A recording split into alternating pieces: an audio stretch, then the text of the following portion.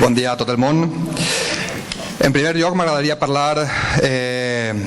de fa any i mig, de les eleccions municipals del 2015, que jo crec que els veïns i veïnes van dir moltes coses, però principalment o fonamentalment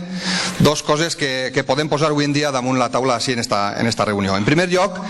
crec que van dir clarament que necessitaven fer les institucions útils per a millorar la seva qualitat de vida, per a millorar, en definitiva, el seu dia a dia.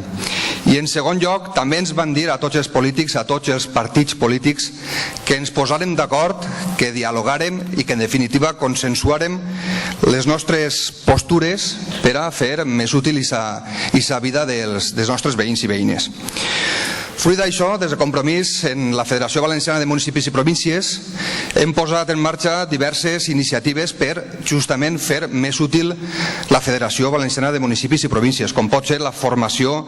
de càrrecs electes, com pot ser la formació de funcionaris, com pot ser l'actualització de la nova plataforma de la Federació o com pot ser, per exemple, la nova aplicació per a telèfons mòbils ANEM, que en definitiva el que fa és posar en comú les iniciatives culturals de tots els pobles del País Valencià. En el punt en què ens toca, en el punt en el qual estem ara en aquests moments, de l'aprovació dels estatuts de la nova federació,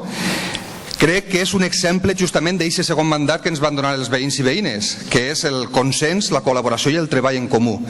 Com ha dit el secretari, arribem a aquest punt en un gran consens, en un consens unànim que hem aconseguit entre tots els portaveus, entre totes les persones que han treballat, que han apostat perquè tinguem un reglament en comú. En definitiva, jo crec que els veïns i veïnes, la gent va parlar molt clarament el 2015, que va ser que entre tots poguérem fer uns millors pobles i, per tant, un millor dia a dia dels nostres ciutadans. Moltes gràcies.